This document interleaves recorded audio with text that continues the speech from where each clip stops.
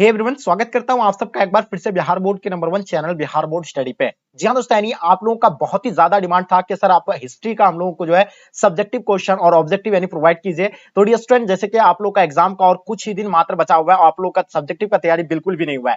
तो dear student, आपको बता दिया, आप निश्चिंत रहिए, आपके लिए वैसे मैं आपको लिए सब्जेक्टिव का प्रश्न लेकर आऊं, सब्जेक्टिव और ऑब्जेक्टिव दोनों लेकर के आऊं, जो आपके सीधे एग्जाम में आपको यहां से देखने को मिलेगा। वैसे ही प्रश्न आपको अभी पढ़ने की जरूरत है जो आपके लिए एकदम बेनिफिट हो, जो आपके सीधे एग्जाम में आपको देखने को मिलेंगे। तो डियर स्टूडेंट, आप लोग तैयार हो जाइए, आपके लिए हम बिल्कुल गैस क्वेश्चन कई अनुभवी शिक्षकों द्वारा तैयार किया गया प्रश्न लेकर के आए हैं हिस्ट्री का, और इसको अच्छे से रीड कर लीजिए। हो सके तो आप लोग अच्छे से यानी नोट कर लीजिएगा। ये आपका यानी हिस्ट्री का यानी इंटरमीडिएट एग्जामिनेशन 2023 के एग्जाम के लिए बिहार बोर्ड द्वारा चुना गया प्रश्न लेकर के आए हिस्ट्री का। ठीक है, सब्जेक्टिव एंड ऑब्जेक्टिव क्वेश्चन को हम लोग कवर करने जा रहे हैं। तो डियर स्टूडेंट, क्योंकि आप लोग का डिमांड था, जब आप हमें इतना सपोर्ट और प्यार कर रहे हैं, तो अब हम क्यों नहीं आप लोग के लिए इतना कर सकते हैं। तो चलेगा, इस सब आप लोगों से मेरा एक छोटी सी रिक्वेस्ट रहेगा कि आप लोग जितने सारे बच्चे नए हैं चैनल को आप लोग सब्सक्राइब कर लीजिएगा, साथ में अपने दोस्तों को एक बार जम करके शेयर कर देंगे। तो चलेगा, इसको शुरू करते हैं। इसके साथ फर्स्ट क्वेश्चन आपके स्क्रीन पे कहलाता है क्या, फर्स्ट क्वेश्चन के रामानुज ने किस यानी दार्शनिक मत का यानी प्रतिपादन किया था। तो पहला ऑप्शन में आदित्यवाद का है, विशिष्टतावाद का है यानी शुद्धतावाद का है, आपका यानी अभिधवाद का है। तो देखिए, जो यानी रामानुज के द्वारा जो दिया गया था यानी कौन सा यानी इसका था यानी विशिष्टतावाद, यानी ऑप्शन आपका बी बिल्कुल राइट आंसर हो जाएंगे। जो भी बच्चे आप लोग इसका ऑप्शन बी राइट आंसर हो जाएंगे आप लोगों का। ठीक है, चलिए नेक्स्ट क्वेश्चन देखेंगे। आपके स्क्रीन पे दूसरा नंबर क्वेश्चन कहलाता है कि कौन विदेशी यात्री पेशे से चिकित्सक था। चलिए जाता है, कौन विदेशी यात्री पेशे से चिकित्सक था, आपको ये बताना है। पहला ऑप्शन में दिया हुआ है टेवेरिनियर, बर्नियर, मार्क पोलो या आपका अल्बेरुनी।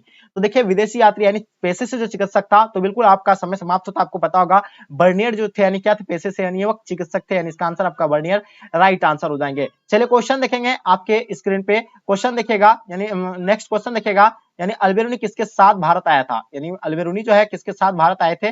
तो बिल्कुल पता, मोहम्मद गजनी के साथ आया था, मोहम्मद गोरी या तैमूर या आपका मोहम्मद बिन कासिम। तो देखिए, अल्बेरुनी जो है यानी किसके साथ भारत आए थे, यानी मोहम्मद गजनी के साथ आए थे। किसके साथ आए थे, मोहम्मद गजनी के साथ आए थे। तो इसका आंसर आपका मोहम्मद गजनी यानी राइट आंसर हो जाएंगे। चलिए क्वेश्चन नंबर 4 देखिएगा आपके स्क्रीन पे, क्वेश्चन क्या कहलाता है, 4 नंबर क्वेश्चन, मध्ययुगीन यात्रियों का सरताज किसे कहा जाता है, यानी मध्ययुगीन यात्रियों का सरताज जो है किसे कहा जाता है। पहला ऑप्शन में दिया हुआ आपका यानी अल्बेरुनी, मार्क पोलो, बर्नियर, इब्न बतूता। तो देखिए, यहाँ से क्या पूछा है, मध्ययुगीन यानी यात्रियों का सरताज जो है यानी मार्क पोलो को कहा जाता है। इसका आंसर आपका मार्क पोलो यानी राइट आंसर हो जाएंगे। चलिए नेक्स्ट क्वेश्चन देखेंगे आपके स्क्रीन पे, क्वेश्चन नंबर 5, निम्न में से कौन सा मतलब आंदोलन दांडी मार्च से शुरू हुआ था। पहला स्वदेशी आंदोलन था, सविनय आंदोलन था, या आपका यानी असहयोग आंदोलन या भारत छोड़ो आंदोलन होगा। तो देखिए, सबसे पहले आपको बताना है, दांडी मार्च से शुरू जो हुआ था वो नमक कानून तोड़ने के लिए हुआ था, और वो कानून वो जो था यानी कौन सा था, सविनय आगा आंदोलन था, जो 1930 में यानी हुआ था। ये भी आप लोगों को यानी बिल्कुल पता होगा। तो इसका आंसर आपका बी राइट आंसर हो जाएंगे। स्वदेशी आंदोलन तो आपको पता होगा, और असहयोग आंदोलन जो आपका यानी 1920 में हुआ था, भारत छोड़ो आंदोलन 1942 को हुआ था। ठीक है, क्वेश्चन देखिएगा 6 नंबर क्वेश्चन, गांधी जी की हत्या यानी कब हुई थी। चलिए, बहुत इंपॉर्टेंट क्वेश्चन है। 6 नंबर क्वेश्चन, 30 जनवरी 1948 को, 13 जनवरी 1948 को, 13 जनवरी 1948 को, या 13 जनवरी 1948 को। तीन तीन इस तरह का दिया हुआ है, लेकिन आपको हम बता दें, गांधी जी की हत्या जो है 30 जनवरी 1948 को हुआ था, और ये नाथुराम गॉड्स के द्वारा इसको मनाया गया था। और हम लोग जो है एक क्वेश्चन और बनता है यहाँ से, 30 जनवरी को हम लोग कौन सा दिवस के रूप में मनाते हैं, यानी बिल्कुल शहीद दिवस के रूप में हम लोग मनाते हैं। ये भी आपको पता होगा। तो इसका आंसर आपका क्या हो जाएगा, यानी ए बिल्कुल राइट आंसर हो जाएंगे। ठीक है, नेक्स्ट क्वेश्चन देखेंगे आपकी स्क्रीन पे, क्वेश्चन नंबर 7, बाल दिवस कब मनाया जाता है। पहला ऑप्शन आपका जब 26 जनवरी को, दूसरा ऑप्शन 2 अक्टूबर, 14 नवंबर, 30 नवंबर। तो मेरे डियर स्टूडेंट, आपको जो पता होगा, यानी बाल दिवस जो है हम लोग किसके जन्मदिन पर मनाते हैं, तो वो पंडित जवाहरलाल नेहरू के जन्मदिन पर मनाते थे, जिसको चाचा नेहरू हम लोग कहते हैं। और इसका जो है यानी 14 नवंबर को यानी जन्म हुआ था, तो 14 नवंबर को जो है बाल दिवस के रूप में मनाते हैं। तो इसका आंसर आपका 14 नवंबर बिल्कुल राइट आंसर हो जाएंगे। क्वेश्चन नंबर 9 देखिएगा, मुंडा विद्रोह का नेता यानी कौन था।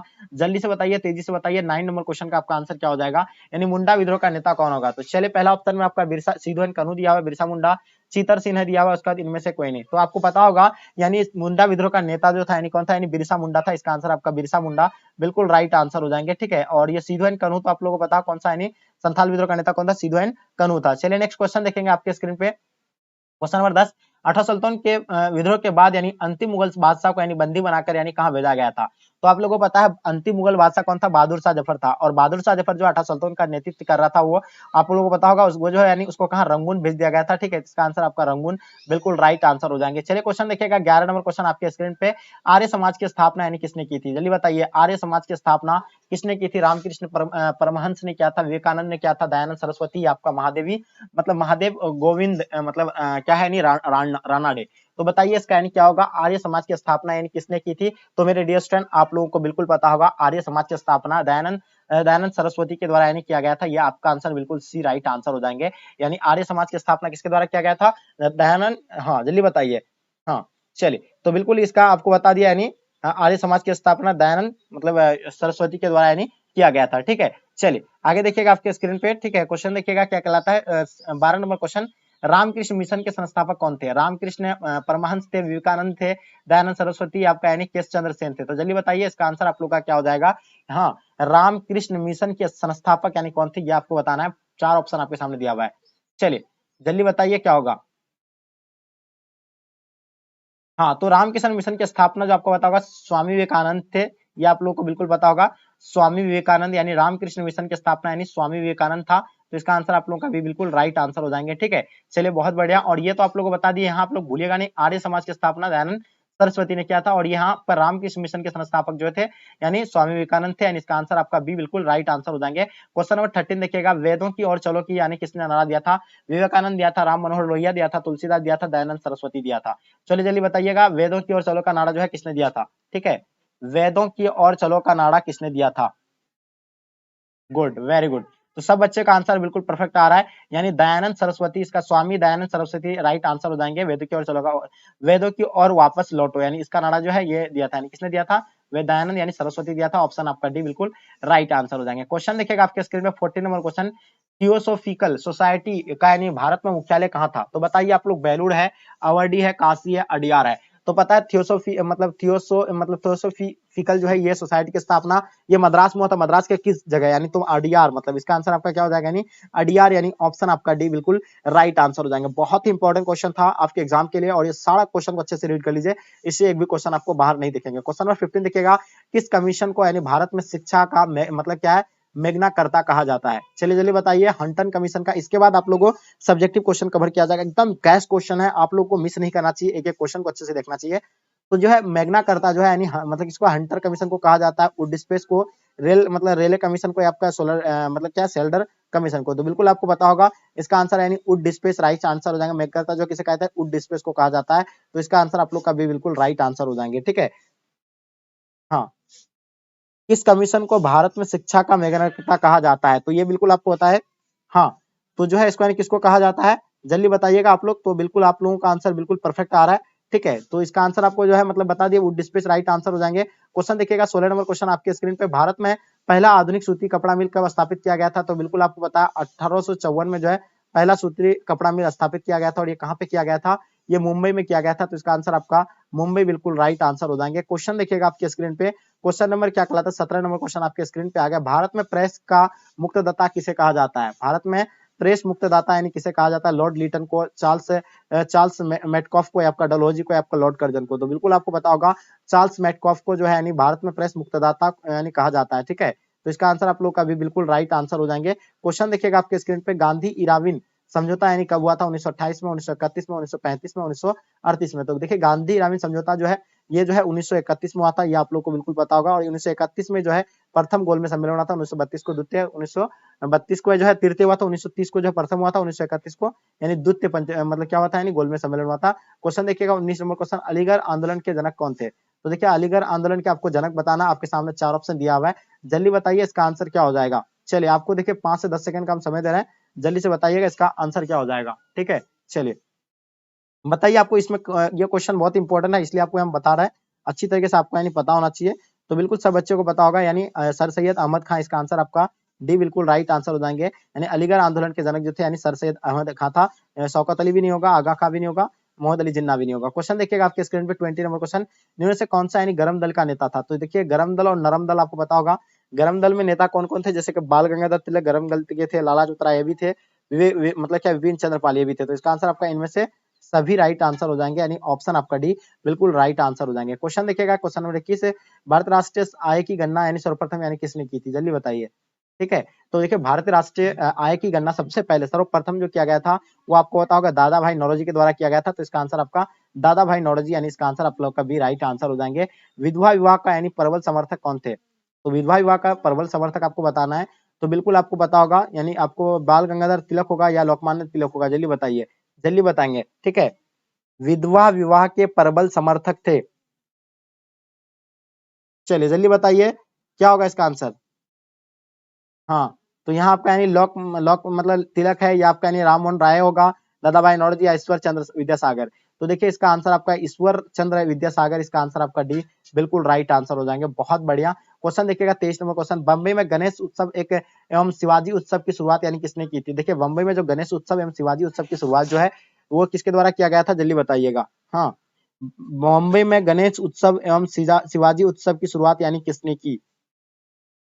चलिए गुड, बहुत बढ़िया, क्या बात है। सब बच्चे का आंसर आप लोग का यानी राइट आंसर आ रहा है। ठीक है, ठीक है, बहुत बढ़िया। यानी बाल गंगाधर तिलक, लोकमान्य यानी बाल गंगाधर तिलक, इसका आंसर आपका राइट आंसर हो जाएंगे। ठीक है, जो भी बच्चे यानी बाल गंगाधर तिलक बता रहे हैं बिल्कुल राइट आंसर हो जाएंगे। क्वेश्चन नंबर 24, सत्य शोधक समाज की स्थापना किसने की थी? ज्योतिबा फुले होगा, अंबेडकर होगा, गांधी जी होगा, नारायण गुरु होगा। तो देखिए सत्य शोधक समाज की स्थापना जो है ज्योतिबा फुले के द्वारा यानी किया गया था। इसका आंसर आप लोगों का ए राइट आंसर हो जाएंगे। क्वेश्चन देखिएगा आपके स्क्रीन पे, क्वेश्चन नंबर 25, आनंद मठ पुस्तक की रचना यानी किसने की थी? चलिए जल्दी से बताइए, तेजी से आप लोग आंसर देने का प्रयास कीजिएगा। आनंद मठ पुस्तक की रचना यानी किसने किया था, जल्दी बताएंगे। आनंद मठ पुस्तक की रचना किसने की? हाँ, तो चलिए बिल्कुल आप सब बच्चे बताएंगे सर बंकिम चंद्र चटर्जी। तो बिल्कुल इसका आंसर आपका बंकिम चंद्र चटर्जी, इसका आंसर आप लोग का सी राइट आंसर हो जाएंगे। क्वेश्चन देखिएगा, देखिए 30 क्वेश्चन जो है इसमें से हम लोग यानी ऑब्जेक्टिव लिए हैं, उसके बाद सारा सब्जेक्टिव करेंगे। ठीक है, रविन्द्रनाथ टैगोर को यानी किस रचना के लिए यानी नोबेल पुरस्कार मिला था? यानी पुष्पांजलि के मिला, गीतांजलि, आपका आनंद मठ, आपका यानी कवितावली। तो सब बच्चों को पता है कि रविन्द्रनाथ टैगोर को जो है यानी नोबेल पुरस्कार मिला था, लेकिन उसको जो है गीतांजलि के लिए यानी मिला था। तो इसका आंसर आप लोगों का गीतांजलि राइट आंसर हो जाएंगे। क्वेश्चन देखिएगा, हिंदू महासभा की स्थापना यानी कब हुआ था? तो हिंदू महासभा का स्थापना यानी कब हुआ था, ये आप लोग बताइएगा। चलिए बिल्कुल लाजवाब, सब बच्चे का आंसर यानी परफेक्ट आना चाहिए। 1915, 1918, 1925, 1930। तो इसका आंसर आपका 1915 यानी राइट आंसर हो जाएंगे। ठीक है, देखिएगा क्वेश्चन आपके स्क्रीन पे, मुस्लिम लीग ने पाकिस्तान का यानी प्रस्ताव यानी कब पारित किया था? देखिए पाकिस्तान का प्रस्ताव जो है यानी किसके द्वारा यानी पारित किया गया था, आप लोगों को पता होगा, जल्दी बताइए। तो देखिए पाकिस्तान शब्द का जन्मदाता किसे कहा जाता है? कैम्ब्रिज यूनिवर्सिटी के विद्यार्थी चौधरी रहमत अली को कहा जाता है। ये 1940 में जो है यानी प्रस्ताव पारित किया गया था। इसका आंसर आपका डी राइट आंसर हो जाएंगे। ठीक है, क्वेश्चन देखिएगा, क्वेश्चन नंबर 29 देखिएगा, जवाहरलाल नेहरू ने भारत के प्रथम प्रधानमंत्री कब बने थे? 1946 में बने थे, या 1947 में, या 1948, या 1949 में? तो देखिए यहाँ जो है जवाहरलाल नेहरू जो भारत के प्रधानमंत्री बने थे, तो वो कब बने थे? बिल्कुल आपको पता है 1947 को बने थे, यानी इसका आंसर आप लोगों का भी बिल्कुल राइट आंसर हो जाएंगे। क्वेश्चन देखिएगा लास्ट और अंतिम क्वेश्चन ऑब्जेक्टिव का, उसके बाद हम लोग जो है सब्जेक्टिव क्वेश्चन को कवर करेंगे। तो डिस्कवरी ऑफ इंडिया पुस्तक के लेखक कौन थे? महात्मा गांधी थे, जवाहरलाल नेहरू थे, रविन्द्रनाथ टैगोर थे, दादा भाई नौरोजी थे? चलिए बताइए, डिस्कवरी ऑफ इंडिया पुस्तक के लेखक कौन है, जल्दी बताएंगे। तो देखिए डिस्कवरी ऑफ इंडिया पुस्तक के लेखक जो है आप लोगों को बिल्कुल पता होगा, इसका आंसर सभी बच्चे का यानी परफेक्ट होगा। ठीक है, पंडित जवाहरलाल नेहरू यानी जो है डिस्कवरी ऑफ इंडिया पुस्तक के लेखक थे, यानी ऑप्शन आप लोग का भी बिल्कुल राइट आंसर हो जाएंगे। ठीक है, तो चलिए डियर स्टूडेंट, ये तो आप लोग का ऑब्जेक्टिव का सेक्शन यानी समाप्त कर दिए। चलते हैं अब हम लोग यानी सब्जेक्टिव की ओर, जो आपके स्क्रीन पे आपको दिख रहा होगा। बहुत ही इंपॉर्टेंट क्वेश्चन होगा, काफी गैस क्वेश्चन है, और अच्छी तरीके से इसको सारे क्वेश्चन को नोट कर लीजिएगा तो बेहतर होगा। फर्स्ट क्वेश्चन इसमें क्या कहलाता है कि असहयोग मतलब महात्मा गांधी ने असहयोग आंदोलन क्यों वापस लिया था? पहले आपको जानना है कि महात्मा गांधी ने जो है असहयोग आंदोलन शुरू कब किया था। तो आप लोगों को पता होगा कि 1920 में जो है महात्मा गांधी ने असहयोग आंदोलन शुरू किया था। इसमें जो था यानी ये असहयोग आंदोलन का एक उद्देश्य था कि जिसमें विदेशी चीजों का यानी क्या बहिष्कार किया जा रहा था। ठीक है, और स्वदेशी अपनाओ यानी विदेशी चीजों का यानी हटाओ। ठीक है, तो इसी में जो है यानी क्या यानी इसमें जो वापस लेने का एक ये था कि जब 1922 में यानी चौरी चौरा कांड हुआ था, आप लोगों को पता होगा 1922 में चौरी चौरा कांड यानी घटना घटी थी, जो चौरी चौरा नामक स्थान पर हुआ था। जो निहत्थे प्रदर्शनकारियों को यानी प्रदर्शनकारियों का जो भीड़ था, जो असहयोग आंदोलन का यानी जो मतलब कर रहे थे, उसमें तो क्या यानी आंदोलन कर रहे थे, जितने सारे यानी समर्थन थे, तो उसमें जो है यानी उसमें भीड़ पर जो है पुलिस ने क्या कर दिया था, यानी लाठी चार्ज कर दिया था। क्या कर दिया था? उसमें लाठी चार्ज कर दिया था। और उस भीड़ में जितने सारे लोग थे यानी उस एक मतलब जो चौरीचरा नामक पर वहां एक क्या था यानी थाना था, उस थाने में जो है आग लगा दी थी, जिसमें झुलस करके यानी लगभग 22 सिपाही मारे गए थे। जिसमें गांधी जी को यह समाचार मिला तो आंदोलन के हिंसक का रूप देखते ही उन्होंने असहयोग आंदोलन को यानी वापस कर लिया था। आप लोगों को पता होगा कि महात्मा गांधी जो है अहिंसक यानी पुजारी थे, वो हिंसा कभी नहीं चाहते थे, हमेशा वो चाहते थे कि अहिंसा से ही हम जो है यानी युद्ध को यानी जीतेंगे। तो उसका जो है ये देखा तो यानी देखा कि एकदम बिल्कुल काफी ये हो गया है, क्रोधित से लोग यानी भड़क गए हैं, हिंसक हो रहा है बार बार। तो इस चीज को देखते हुए जो है महात्मा गांधी ने असहयोग आंदोलन को यानी वापस ले लिया था। चलिए आप देखेंगे हम लोग दूसरा क्वेश्चन, सविनय अग आंदोलन के दो कारण।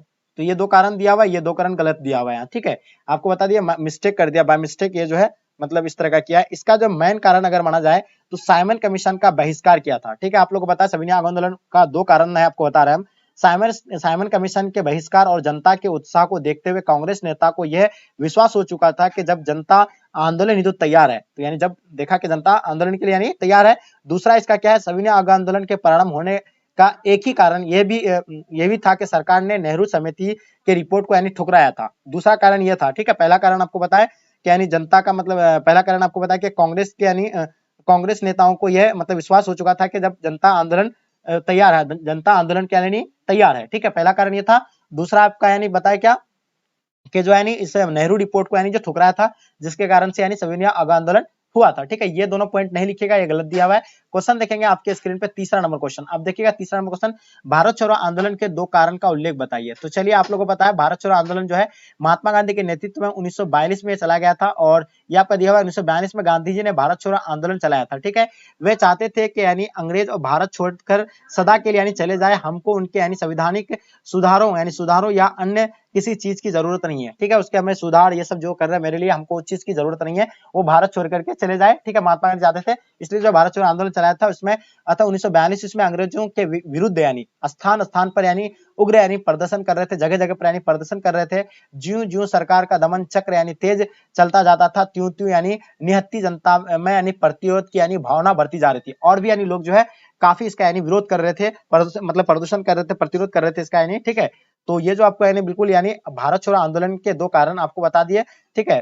भारत छोड़ो आंदोलन का कारण आपको बता दिए। क्वेश्चन देखिएगा आपके स्क्रीन पे, क्वेश्चन नंबर 4, अशोक के धम्म के सिद्धांतों को उल्लेख कीजिए। देखिए अशोक के धम्म का क्या है, पहले आपको पता होगा, सत्य बोलना होगा उसका, अहिंसा यानी सत्य और अहिंसा, आपको ये 2 मानना पड़ेगा किसका, यानी अशोक का, ठीक है। तो क्या मनुष्य को सदा सत्य बोलना चाहिए, वो हमेशा बोलते थे कि मनुष्य को हमेशा सत्य बोलना चाहिए। दिखावे की भक्ति से यानी सत्य बोलना कहीं अच्छा है, ठीक है। दूसरा क्या है, अहिंसा मनुष्य को मन, वाणी और कर्म से यानी किसी जीव को दुख नहीं देना चाहिए। ये 2 पॉइंट आपको समझ में आ गया। अब चलते हैं हम लोग 5 नंबर क्वेश्चन देखेंगे। क्वेश्चन नंबर 5 कहलाता है दिल्ली के लौह स्तंभ यानी दिल्ली के लौह स्तंभ अभिलेख का क्या महत्व है, यानी दिल्ली के लौह स्तंभ अभिलेख का क्या महत्व है। ये बहुत ही इंपॉर्टेंट क्वेश्चन है, जैसे आप लोग देख पा रहे हैं, ठीक है। तो चलिए ये जो है आपका यानी क्या है, दिल्ली में कुतुब मीनार के पास लौह स्तंभ पर किसी भी चंद्र नामक राजा का यानी अभिलेख खुदा हुआ मिला है, ठीक है। तो दिल्ली में कुतुब मीनार के पास लोह स्तंभ पर किसी चंद्र नामक राजा का जो है अभिलेख खुदा हुआ मिला था। आपको पता है ये दिल्ली का लोह स्तंभ जो है किस चीज का बना हुआ है, पीटा हुआ लोहा का बना हुआ है, जो ज्यों का त्यों अभी वैसा का वैसा ही अभी पड़ा हुआ है, इसमें जंग कभी नहीं लगा है, ठीक है ना लगेगा, क्योंकि ये क्या है, पीटा हुआ लोहा का बना हुआ है। ये जो है मतलब क्या, ये जो किसका राजा का था आपको, यानी चंद्र नामक राजा का जो है अभिलेख खुदा हुआ मिला। यह अभिलेख चंद्रगुप्त विक्रमादित्य के नाम से अब यानी जोड़ा जाता है। इस अभिलेख से पता चलता है कि चंद्र ने यानी पश्चिम उत्तर दिशा में और बंगाल में नियंत्रण विजय प्राप्त की और अपने यानी वंश की कीर्ति को 4 चांद लगाए थे। तो ये आपका यानी 5वां पॉइंट था। चलिए आगे देखेंगे क्वेश्चन नंबर 6, रैयतवाड़ी पद्धति क्या है। तो बिल्कुल आपको पता है रैयतवाड़ी पद्धति जो होता है वैसे व्यवस्था जो यानी दक्षिण पश्चिम यानी भारत में जो है यानी एक बंदोबस्त लागू किया गया था, यानी रैयत बंदोबस्त लागू किया गया था, जिसके अंतर्गत किसान यानी क्या होते थे, यानी भूमि का मालिक होते थे। किसान जो होते थे यानी भूमि का मालिक होते थे, वह भूराजस्व यानी भुगतान यानी करते थे, यानी जो यानी टैक्स वसूला जाता था वो यानी भूराजस्व यानी जो अभी बताया आपको, ये टैक्स जो है यानी देते थे, यानी वो टैक्स यानी चुकाना होता था, ठीक है। तब वो जो है जब तक यानी चुकाते थे तब तक उससे भूमि को यानी जो है वो सुरक्षित रख सकते थे, ठीक है। समर्थकों का कहना है कि यह वही व्यवस्था है जो भारत में पहली से ही थी, अब बाद में यह व्यवस्था मद्रास और बॉम्बे में प्रेसिडेंसियों में भी यानी लागू की गई थी। इस व्यवस्था में 20 से 30 वर्ष बाद यानी संशोधन कर दिया जाता था, हर 20 से 30 वर्ष के बाद जो है इसमें संशोधन कर दिए जाते थे, ठीक है।